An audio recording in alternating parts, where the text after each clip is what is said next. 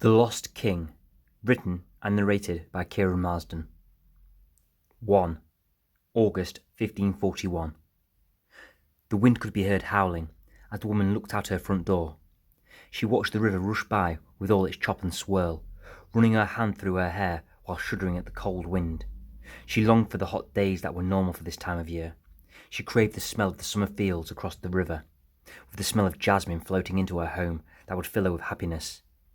This was all not just for the love of summer, it was because her husband was sailing upon the seas. Last night a storm had lit up the sky bright, a vicious blue, and the wind had pierced the house like a sharp knife. She had no sleep, and she imagined her husband upon that sea in the dark night, the boat rocking as black water crashed against his vessel, and his shipmates ran screaming, slipping on the deck as they tried to steady the ship, unable to hear anything over the roaring of the sea. Oh, how the wind howled and screamed last night! Surely brave men from this little town had perished last night. Where would their bodies now be, she wondered? Washed up on the shores of Holland, maybe, for some young Dutch lad to find, and to look into the face of a stranger, all contorted and ghostly white. Perhaps that boy would cry, as the shipmates set foot back in their hometown and embraced their wives, but one wife would not be so lucky. She would begin to cry as the Dutch lad would begin to run. He had found something so vile, so disgusting it brought tears to his eyes, as his wife began to scream. That vile thing was the most precious of things to her. No longer would she look into them eyes. So the woman at the door let out a soft sigh at the cobbled ground. "Mother, please come away from that door. You're worrying yourself sick. Don't worry about father. He is absolutely fine." "He probably has the best sea legs in town," said Alice Agnes. She was 16 years old, and when the sun shined, her hair was blonde, but on overcast days like today it was brown. Freckles made a bridge across her nose connecting her rosy cheeks. Her skin was smooth and soft, pale and fresh. She was small in stature and slim, but her warm smile and kind eyes carried maturity in them that made everyone feel good, even safe in her presence. "I'm so sorry, Alice. I worry, that's all. I can't help but wonder, what if—" Her mother closed the door and her eyes. Her hair was dark and her face was thin. Worry had seemed to have taken its toll, especially in the wrinkles around her eyes, as if with every stormy night, with her man at sea, a wrinkle would appear. She began to cry as she crossed the room towards her daughter. Her only daughter was a beacon of hope, and she fell into her small arms. As tears rolled down her cheek, she felt her daughter's hand upon the back of her head, and wondered where on earth this young girl got her strength from. "Do not worry, he always returns. He is a clever man, and he knows the sea so well. You torment yourself. Take a walk. Take your mind off it," said Alice, resting her soft cheek against her mother's drier face. "No, it would be useless. I would walk the river, and my stomach would sink with every swirl of that water that crashed upon its bank. I would look down at the river as far as an eye can see, and try in vain to see his ship. I have tried before, but they only make my worries worse," said her mother, sniffling and moving away from her daughter's embrace. "I tell you what you can do for me, my sweet. I will prepare dinner for tonight, but I need some clean water. You think you can go get some for me?" "Of course," said Alice. She took her mother by the shoulders and looked her deep into her blue eyes that matched hers perfectly. It was the only feature they shared, and their slightness and small height. She gave her mother her best smile, trying to force it upon her. It worked, as her mother grinned so slightly.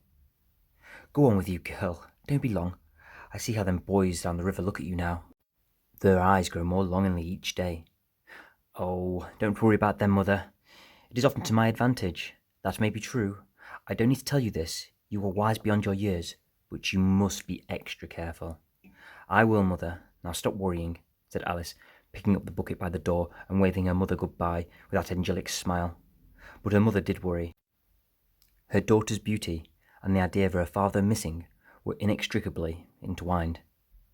Her mother had noticed the stares of men in town that never stopped drinking their gin and had never set sail. How could she alone protect her from the simplest curiosities of men? 2. Alice Agnes walked into the wind whilst overlooking the river. From nowhere a ray of sunshine pierced the clouds and lit up her pale face, and in that moment her hair was revealed in its truest state. It shimmered golden, and if you'd looked closely, you might even have seen a flicker of auburn, only in the few strands exposed mostly by the light. Her gown matched the grey clouds above, and came down all the way to her black shoes that were scuffed. She wished she had more shiny ones, but the family couldn't afford them. As she walked along the river heading to the docks, she passed Mr. Thompson's shop. He was fortunate and wealthy enough to have glass in his windows, and she would always glance at herself in the reflection. She did this now, and arranged her hair differently, giving a little more life and exuberance. She then looked at the white linen shirt underneath her grey gown and straightened it up. It was then she looked past her reflection and noticed the smile of Mr. Thompson inside, with a shake of his head. Embarrassed, she quickly moved away and continued down the cobbled street. Ahead she could see the port where the boats were docked upon the water. There didn't seem to be much going on down there. She could see a couple of the girls getting their buckets filled, and a few boys around her age hanging around close by. It was then she noticed one of her friends, Elizabeth Brennan. She was there by the waterside, with her long stick attached to the bucket's handle. She had rolled up her skirt and was showing a little too much leg to be respectable, but no man was looking anyway. She stuck the stick and bucket out as far as she could manage and dunked the bucket of water to where she hoped it was most clean. As the water filled the bucket, it pulled her slightly, and she almost lost her balance, and just as she was about to slip into the water, Alice grabbed a handful of Elizabeth's gown. "Careful, Elizabeth, you was almost in the water," exclaimed Alice. "Oh dear, thank God for you. You for sure saved me." Alice helped her friend onto the cobbles. Elizabeth looked down at her wet, naked, pale legs as two boys of the same age walked past and sniggered at her. She quickly restored her gown, pulling it down to cover herself up. "Elizabeth, you really should just ask one of these boys to help," said Alice. Ask? Ask? You really don't have a clue, do you? It's bad enough that I'm nowhere near as pretty as you, but I must also suffer the embarrassment of having to ask the boys to help me. Life is cruel," said Elizabeth. Alice looked at her friend. Her hair was dark brown, but looked almost black from the moisture in the air, making it damp. Her eyes were pretty. She had the longest eyelashes of any girl Alice had seen, and she was almost jealous of them. But that's where the envy stopped and started. Elizabeth's shoulders were broad, just like her calves. She wasn't fat, just big-boned, and her hands were clumsy like her feet that turned inwards as she walked. Alice looked into her friend's pretty eyes and saw a bucket come up. "Would you mind?" she said, revealing her teeth with that prosthetic smile. Alice took the bucket from her friend and gave her that signature, "Everything in the world is just fine" smile that Elizabeth loved and hated. The hate was from pure envy. "Of course not, my dear," said Alice. So with both buckets she skipped to the water's edge, one in each hand, swinging them as she went. She tilted her head back and smiled at the sky. She didn't look, she knew the boys would be looking. At the waterside she placed the buckets down, then slowly rolled up her sleeves. The right sleeve had barely made it to her elbow when she heard this voice behind her. "Miss Agnes, surely you are not going to retrieve the water yourself," he said. She turned and saw the twinkling eyes of Matthew Woodlock. His dark hair was damp, and a rogue lock dangled in front of his face. That dampness made Elizabeth look tired and worn. It had made Matthew shine and seem more vibrant. He smiled his perfect teeth and picked up the buckets beside Alice's feet. As he stood, he was surprisingly close to her, and he put his arm around her gently. "Come away from this wicked water, it's dangerous," said Matthew. As they walked onto the cobbles, Elizabeth tried not to stare. "You should not get water from there, it's dirty. You need to get it from where the river is deep. My uncle's boat is just further up the dock here. He won't mind me setting foot upon his deck, so I can get you some fresh water. How does that sound?" said Matthew. Alice had known Matthew for years. They were the same age, and it was undeniable that he was going to be the most handsome man in town. He wasn't far from that now. Growing up, they had gotten on well. A soft spot was held in each other's hearts.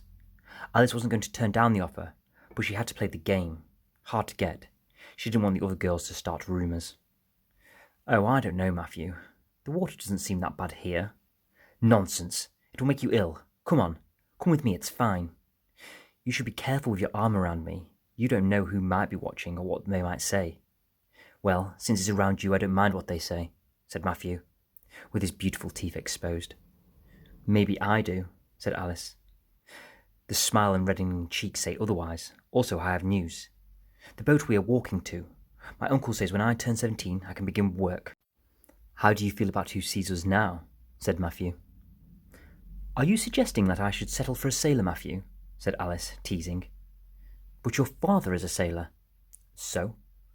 "Well, it's a good job. A steady one a man can be proud of and raise a family with," said Matthew. "It is. And I am teasing, by the way," said Alice. Matthew laughed and held her more tightly in the crux of his elbow. He got the water and gave the buckets back to Alice, and she kissed him on the cheek.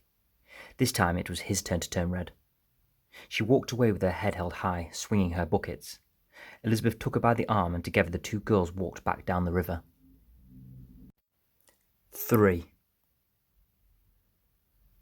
The two girls walked down the river and past the townspeople and faces they knew all so well. Many men smiled and some raised their hats. The girls gave their kindest smiles back as they walked arm in arm as buckets of water swung by their sides. The morning mist was now entirely gone, and Alice found it hard not to smile and feel good, which brought her the slightest bit of shame as her father and his absence spilled into her mind. "Who's that?" whispered Elizabeth by her side. Immediately, she knew she meant. In front of her, the men and women in greys and browns dissolved into obscurity, and walking in the centre of the path towards them, a figure almost glowed. He was a man they had never seen before, and he wore the fanciest clothes they had ever seen. The clothes was red, his shoes were long and pointed and shimmered. As they got closer, they noticed his clothes were striped subtly, and everything was frilly at the ends, particularly his collar and wrists. He walked with his head held high, like an adventurer on new grounds. His face wore the neatest little black moustache. It was penciled thin. Without any doubt, he was a gentleman. "Do you think he's from London?" said Elizabeth. "I don't know. Probably. Stop staring, Elizabeth. You'll get us into trouble," said Alice as the two girls put their heads down and tried to walk past. "You there!" came a voice like they had never heard before. It was otherworldly. The girls continued their walk, avoiding the spectacular stranger.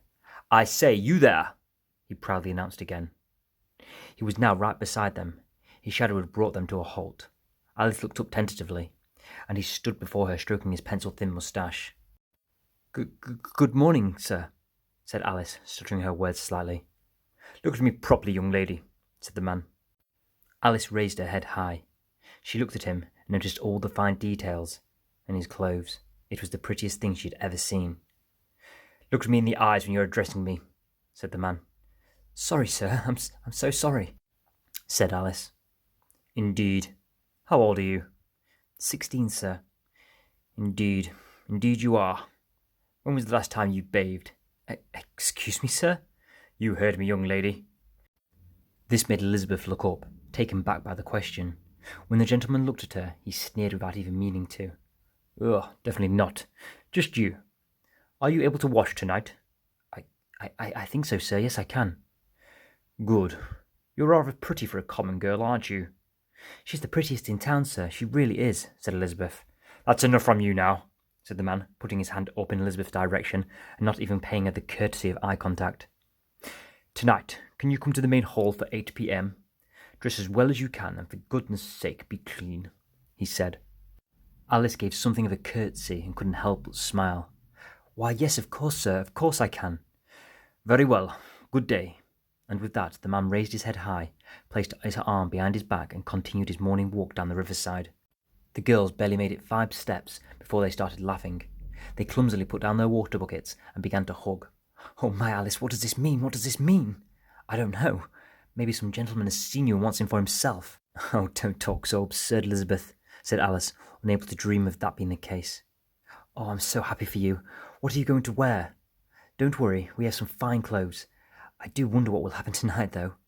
"Whatever happens, you must tell me every detail," said Elizabeth, embracing her friend again. The two girls picked up their buckets of water and again linked arms. If it wasn't for the water, they would have certainly skipped all the way back home. 4. Alice sat at her mother's dressing table. She had applied a light layer of talc to her face, then coated it with egg white, making it stick. She had seen her mother do this on several occasions to look more perfect and pale. She then used a grey substance and applied it lightly to both eyelids, and finished up with some lipstick that was the colour of a fox. Earlier she slipped on a dress she had found in her mother's small collection, a long brown gown with beautiful frilly white sleeves. This was all possible because her mother wasn't there, at least not emotionally. It was still light, but a dull blue light that would soon be gone, set beyond the horizon. This low light came from an open front door and met the golden candle light that Alice had lit before she began doing her makeup. As she made the last few touches, she noticed sniffling from her mother who sat at the front door. Then came a little whimper. Alice put down the lipstick and made her way across the abode. She looked at her mother. She was dressed in dark garments. Her head was hooded, her fingers curled up and pressed against her face. Down on the floor, watching the world turn darker with every passing minute. She walked up to her and grabbed her by the arm, lifting her with surprising ease. She closed the door and led her mother to the house's main table and wooden chair and planted her on it. When she did, her mum's previous body language repeated itself. Again she hunched up, almost recoiling from life itself. "This is no good, Mother," said Alice, almost at a loss of what to do with her. "Worrying does nothing except worry you. Look, the air is quite still out there now. The water is tame. Father will be sailing back now. Perhaps last night's storm made their ship lose course. Granted, perhaps they got a little lost.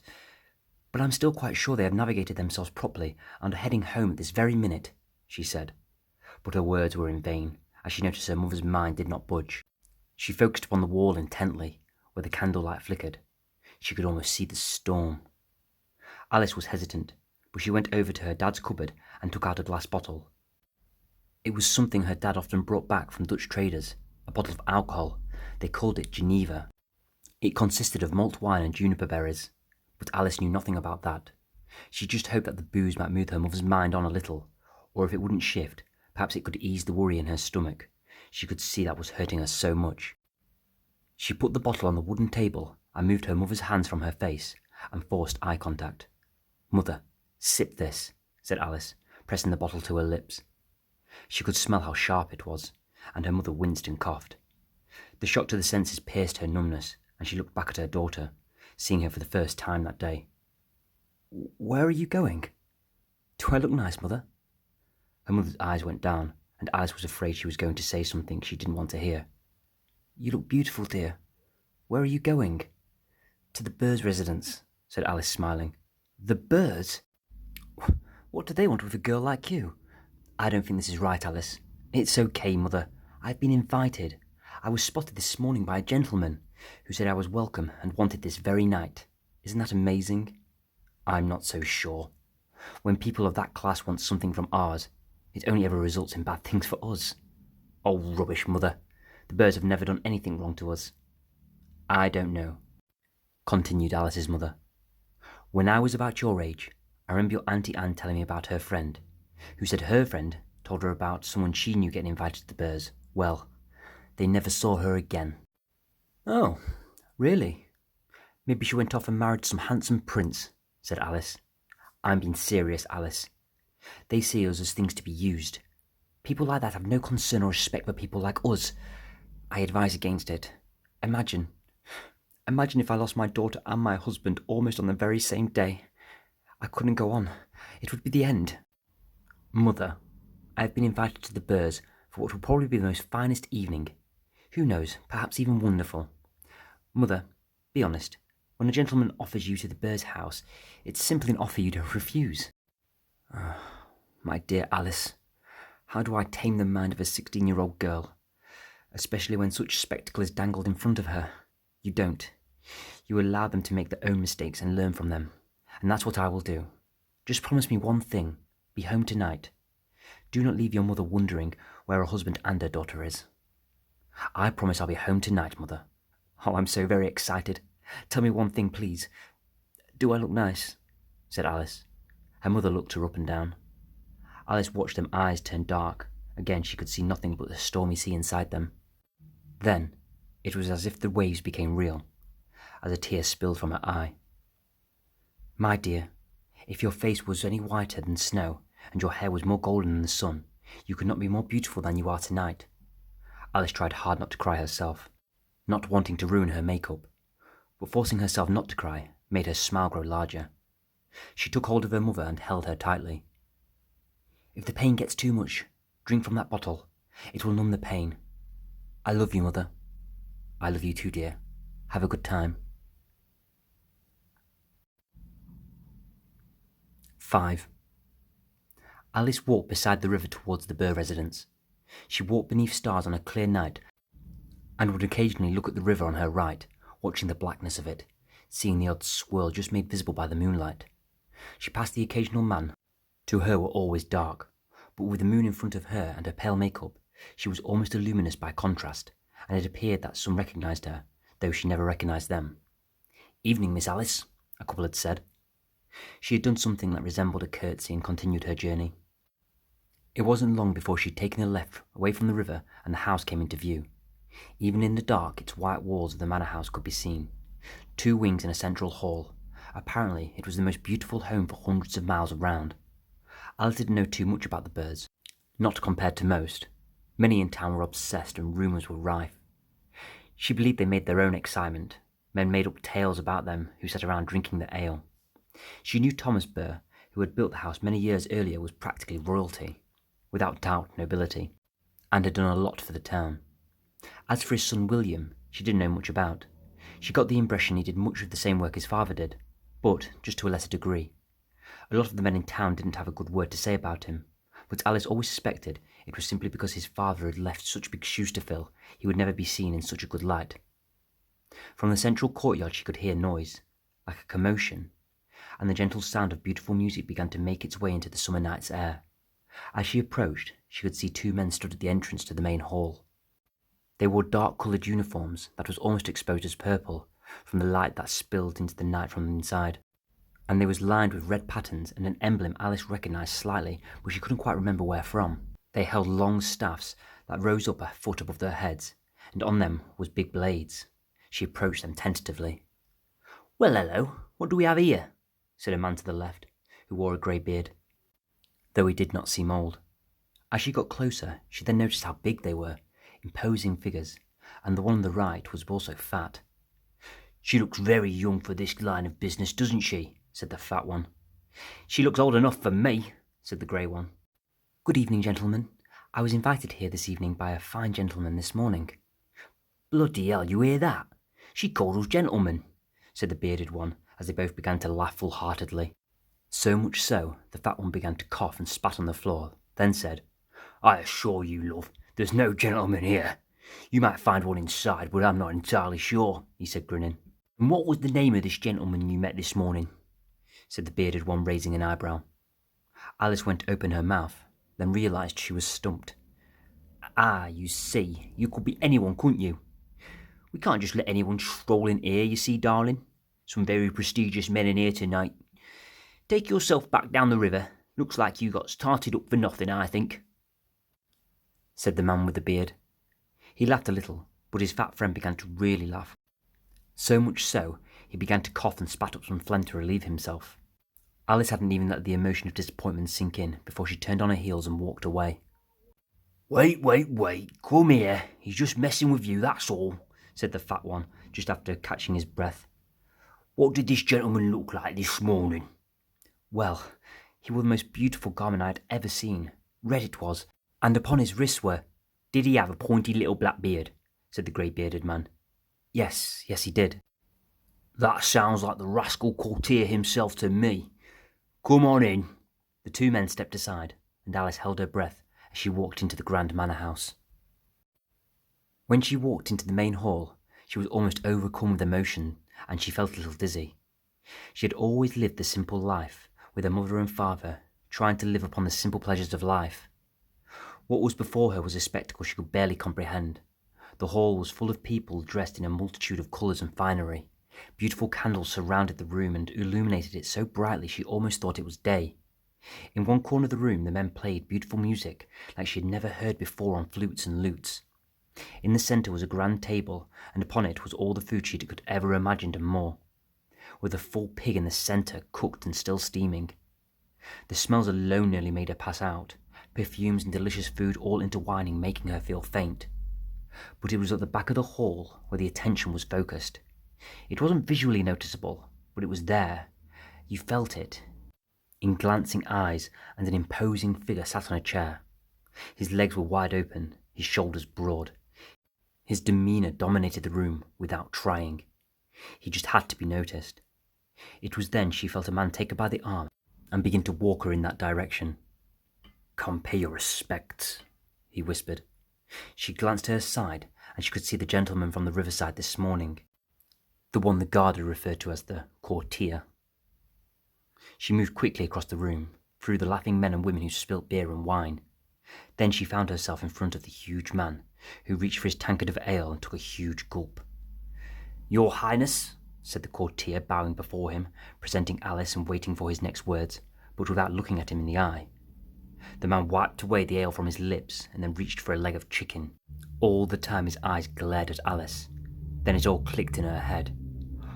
"Oh my, King Henry!" she gasped, stepping back in pure awe and putting her hand over her mouth. Everyone in earshot went deadly silent. The only thing that could be heard was the flutes that continued to play. Eyes moved towards Alice, and everyone began to stare. Then eyes moved towards King Henry. His eyes turned into slits, and the chewing of his chicken stopped. He gulped hard. "Oh, I am sorry. I don't know what to do. What am I supposed to do?" said Alice, looking around, feeling lost. The king put his big hand on the chair arms and lifted his heavy body upwards, standing slowly. He took in a deep breath, turning his big chest into something colossal. "Hm," said Henry, putting his hands on his hips. "Ha ha ha ha!" blurted Henry. "I love 'em when they're like this. Well done, Thomas, well done," said Henry, taking steps down to Alice. He put his arm around her and pulled her in tight. "Go have a grand night, girl. Go on, get some wine down your neck," he said, pushing her gently away. "Come up here, get me the bird boy. I want to talk with him," said King Henry, walking away. 6.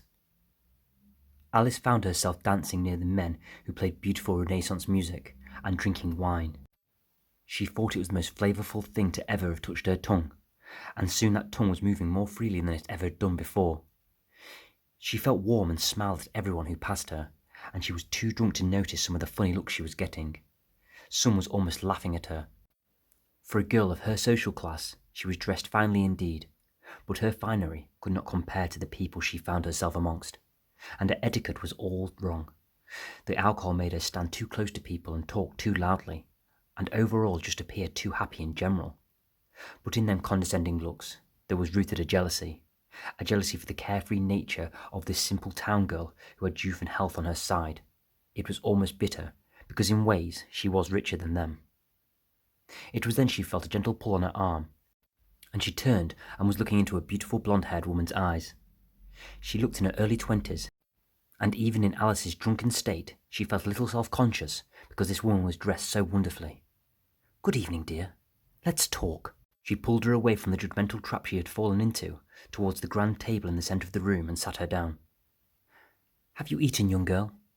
"No, milady, but I have had plenty of this deliciousness," said Alice, raising her goblet. "Then you must eat. How about a little meat? Do you eat much meat?" "A little. My father doesn't do too badly. Normally small game caught by the Thomas family on the weekend. My dad will trade whatever he might have picked up somewhere while away at sea." "Oh, that's marvellous." The woman was wondering why Alice hadn't asked who she was, and thought it most rude, but then noticed how her head seemed somewhat unstable and her eyes seemed a little lazy. She was definitely drunk. "I am Catherine Burr, a resident of the house." "Oh my, sorry, my lady. Well, thank you for inviting me here tonight." "It wasn't my doing the inviting, don't worry. It was the king. Do you know why you were invited here tonight?" "No, my lady. I don't have an idea." "Ah, dear. See, we all have our allegiance and duty to pay to the king. See, I was just wondering if you had any idea of what might be required of you," said Catherine. "Well, I'm a loyal servant to the realm, and I shall do whatever is required of a good English girl," said Alice, taking in more wine. Catherine pushed the goblet a little higher, making her drink even more. "Such innocence. I see it, my dear." Catherine ran her hand over Alice's garment and frowned a little. "Dear, I don't want to seem rude, but these clothes, are they your family's?" "Yeah, it's my mother's. Pretty, isn't it?" "Maybe for her, but it won't do for royal liking.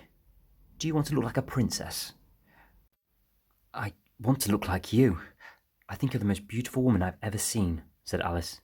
"Oh dear, you're actually very pretty for a common girl. I wonder what you could look like if I dressed you up." "You would do that for me?" "For our king I would," said Catherine. "Come on, my dear. Take my arm and come with me." Alice sat upon a beautiful chair, and candles above her in the chandelier lit the room. She was amazed by everything, the purple bedsheets and the size of the bed, the magnificent rug beneath her feet, and the dress she now had on. It was a deep green, and the softest thing she had ever felt. Jewellery now shimmered and hung around her neck and wrists. Then Catherine smiled and came forward with something metal in her hand and held it up to Alice. "Close your eyes, dear. I want it to be a surprise." Alice, half wondering if she was in heaven, did as she was told. "Open them now." As she did, she was looking into a pristine mirror. The image was so clear she thought it was another person in front of her. She had never looked into one before, only seeing a reflection faintly in the river when she was collecting water.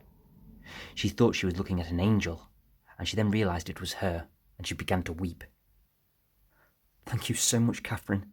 I mean Lady Burr." "Don't worry, dear. The pleasure is all mine." "Well, well, well, what do we have here?" came a man's voice.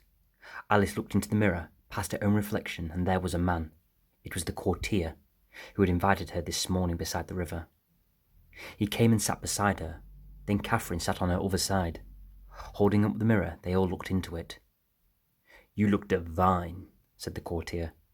"Isn't she beyond beautiful?" said Catherine. "Miss Burr, you have done very well indeed. I'm sure His Majesty will be most gracious." The wine's effect had subdued a little, and the whole experience had forced her to gather her senses a little more. "Why will King Henry be happy about this?" said Alice. "Dear," said the courtier, resting his hand on Alice's shoulder, "it is time to do your duty." 7. With the courtier on one side and Catherine Burr upon the other, they began to walk down a dim corridor with the odd flickering candle upon the wall. Alice swallowed hard and wondered what awaited her. Then she heard it. A laugh echoed down the corridor, full of vindication and almost menace. Then there was the noise of a door opening and a sound of sobbing.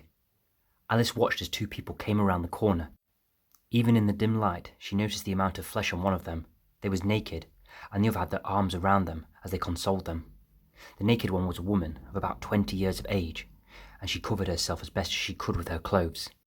It was then Catherine Burr came forward. "Brother, whatever happened?" She was holding her hand to her mouth. Her brother, and what Alice now assumed was his wife's, eyes grew large, and they both looked at the courtier, who raised his chin and examined them closely. With the most terrified smile Alice had ever seen, the lady said, "Oh, we was entertaining the king, that's all." She was wiping away tears from her eyes and glancing at the courtier. "Yes, sister, that's all. Nothing to worry about. Please go to him. Don't keep him waiting." With that, the two hurried down the corridor. As they turned the corner, the door was open. Alice stopped in her steps. "Miss Burr, I don't think I want to." "Young lady, you will serve your king. You want to serve your king, believe me," said the courtier. Catherine Burr stepped up beside Alice and held her arm. "It will be okay, dear," she said with closed eyes. All three walked into the room. Stood with his back to them, with his top off and drinking a goblet, there was the king. He turned, revealing a huge belly, and let out a belch. "Why the fuck have you done her up like that? I wanted her to look like a common whore." "Was this your doing, Culpepper?" "No, your majesty, it was Miss Right, go on, both of you, fuck off," said the king. And with that, Catherine and the courtier took steps backwards towards the door, bowed before shutting the door quietly behind them. Alice watched him finish his beer in his goblet and threw the container to the ground. "Right, go on, get on the bed."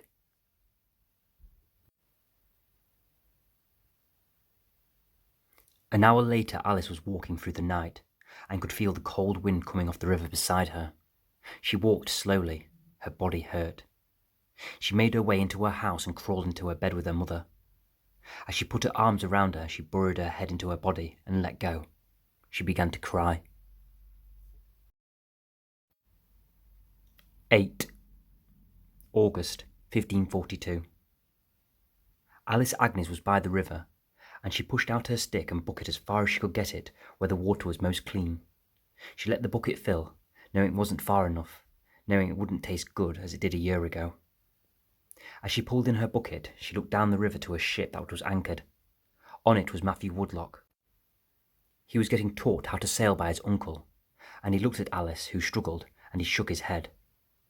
She tried her best not to look at him. She felt ashamed. But what hurt more was the ruined possibility of what could have been with that young man. As she walked home with buckets of poor-tasting water, she passed Elizabeth. She didn't even attempt to smile at her anymore. Elizabeth had stopped speaking to her a long time ago. As she entered her house, she called out to her mother. "How is he? Still sleeping?" said Alice. "He's been just fine, darling," said her mother. Together they went to his crib and watched the sleeping baby. Then the door opened, and behind them, joining them, was Alice's father. He put his arms around his daughter and his wife, and he looked down at his grandson. "I do not care what people say about us. We will treat him like a king," said Alice's father.